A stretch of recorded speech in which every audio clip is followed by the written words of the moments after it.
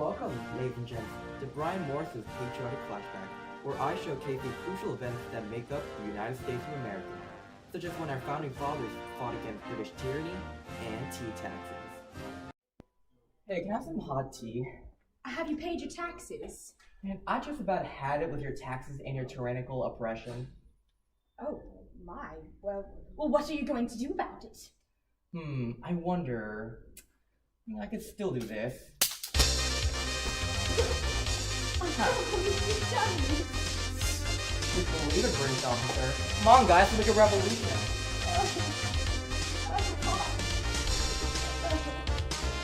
It's so inspiring seeing how our founding fathers fought against tyranny and taking back the land that is rightfully theirs. Well, I won't say rightfully theirs because there were native tribes that originally had the land, but that didn't stop our ancestors from driving them out. Alright, 1 second. Excuse me, Chief, but I'm gonna need your land, because us Americans need more land. How about you go to that, trashy reserve over there? Yeah, that one over there? Yes, just leave. Thank you. Actually, that reserve could be useful to us. Hey, come back for a second. Speaking of more unpleasant history, America had a civil war, which was pitting Northerners, which was filled with abolitionists and free soilers, versus the slave-owning South. Yet, not all the Northerners could have the same opinion, though. Good afternoon, Mr. Lincoln. How are you? I'm doing good, Harry Beecher Stowe. Have a seat. So, you're basically the woman that started the Civil War with your book, Uncle Tom's Cabin. Yes, it was, and it's a bestseller. Yes, great tearjerker. I read it myself personally also. That's very good. I'm happy you liked it. Yes. So how are you doing in life? Because, it's such a devastating time, the Civil War and all. It's a very devastating and tragic time. And I would like to know, if you don't mind, when are you letting the slaves free? About that, my main priority is to keep America stable in a union, whether they're having slaves or not. I mean, if I can free the slaves, that'll be great. But if it doesn't keep the American Union intact, then I don't know. Who cares about them? We need the slaves to be free. They need their freedom. No, let us have slaves! Please be quiet, Confederate sympathizers. Confederacy is not even a real country! I'm sorry. After the U.S. was united again and slavery was abolished, Americans moved to another way to show off their nation's pride, by policing over smaller countries as imperialist. Hello, my friend. My name is Teddy Roosevelt, and I kindly request that you let my troops protect your country. And if I say no? I wouldn't mind, but my friend wouldn't be so happy. I find Teddy Roosevelt's big stick policy be very threatening, yet not as threatening as a world war in Europe, which America wanted to be neutral in the first place. Good morning, Americans. President Woodrow Wilson here. I was just giving you a daily reminder how we are not joining the war in Europe, so rest assured, my fellow Americans. Wow, that's a relief to hear. A few moments later. Remember when I said we were not joining the war in Europe? Well, since Germans have been sinking our merchant ships, and we found out they tried to make an alliance with Mexico, I'm sorry to inform you of this, my fellow Americans, but you're joining the war. Are you kidding me? I didn't vote for you so you can make us join the war. On the bright side, America and its allies won the war to end all wars. And what do they get in the future? Another war to end all wars. To learn more about World War II, let's go ask some factory workers. Excuse me, ladies, but do you mind if I have a moment of your time? Sure. Well, you ladies seem to be hard at work. Just trying to help win World War II in any way. I see. Now, how come America joined another war in Europe? Well, we weren't originally going to join the war, but we just wanted to be neutral. But ever since Japan bombed Pearl Harbor, the U.S. became a major ally. Well, seems reasonable to join this devastating war.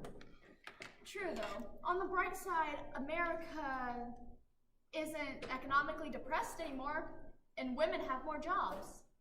Though they can't enlist in war. Yet. Maybe the next war, sweetie. So how are the Allies doing so far? Well, so far so good. Thanks to D-Day, Allies finally beat the Nazis. All that's left is for Japan to surrender. Though that country is too stubborn to give up. I wonder how the Allies can make them surrender.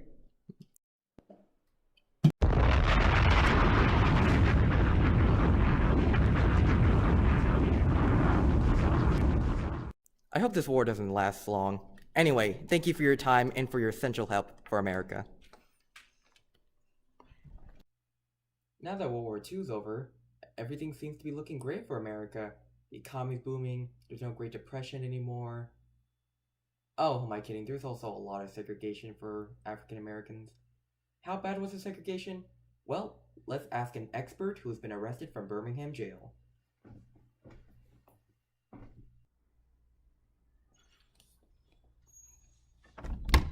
Sorry to intrude, Mr. King, but I was hoping I can interview you. Though I hope I'm not interrupting anything important.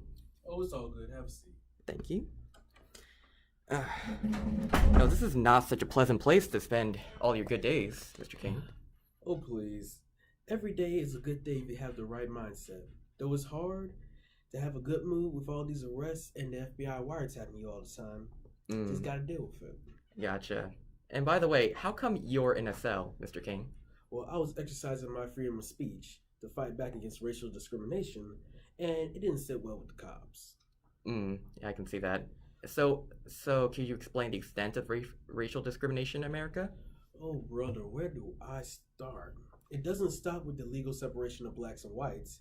It's going into the same school or restaurant. Cops are more willing to arrest blacks than whites. White blanket sheet terrorists are killing our brothers and sisters without any reprimand, but it's hard for a black man to vote. Where whites use every means, whether it's a literacy test or plain old beating. I'm just praying that our protests will change this country. I hear ya. And how have you and other civil rights protesters combated against discrimination?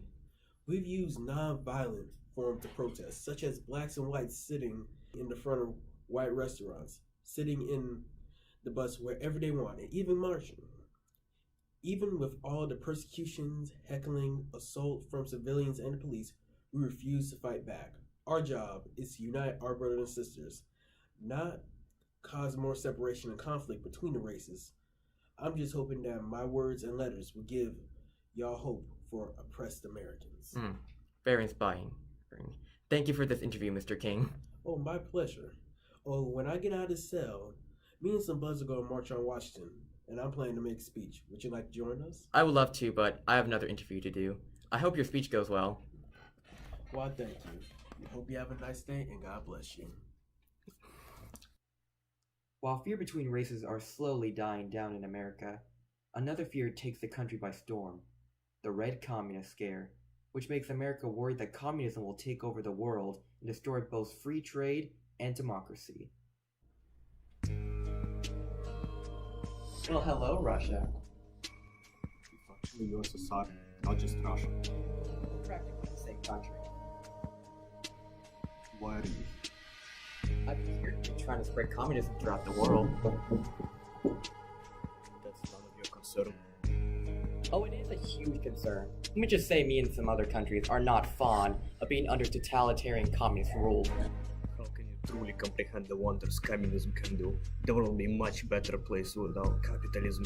Oh, we'll see about that, fuzzy hat. Is this an act of war? Nah, just a little feud. A cold war, as you would say it.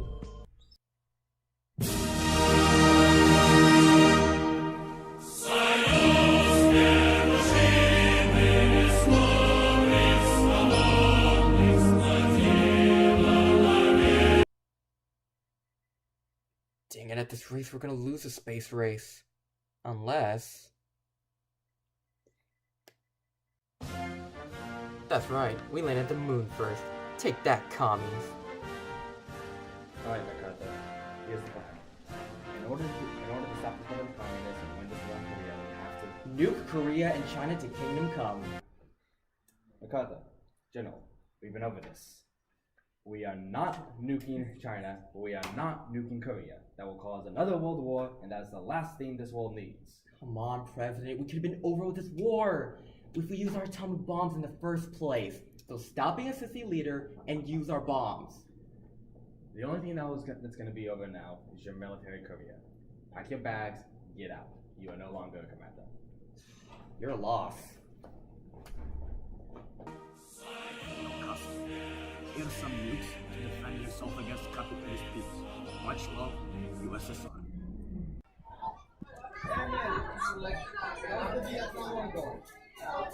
America was not losing the Vietnam War per se, but support for the war was, You need to stop sending troops into places that don't belong to you, okay, fam? You need to stop doing this. You don't understand the distress you're causing to this poor country. They don't deserve all this. No, you need to stop. Stop. Just go home. No, Go home. no, this is our job. We're supposed to do this. It's time to stop. It is time to stop. Just go back home. You kids don't even know about the Vietnam. No, you don't know that their government is lying. They're sending troops and they're bombing places that don't even deserve to be bombed. There's so much death caused by us. We're trying to stop communism. Communism has nothing to do with this.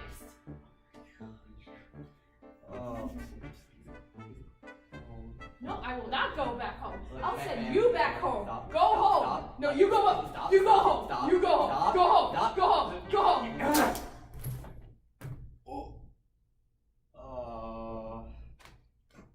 Bad rep for America.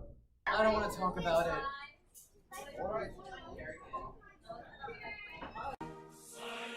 Forget this wall. I'm gonna go see my family now. Sorry, I don't do USSR. Now I gotta worry about China and North Korea now. Now that the Cold War is over, America now has a new threat to face in the present day. Middle Eastern terrorist. Oh boy.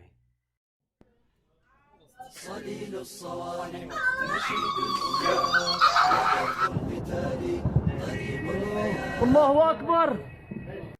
And that brings about the end of our tour.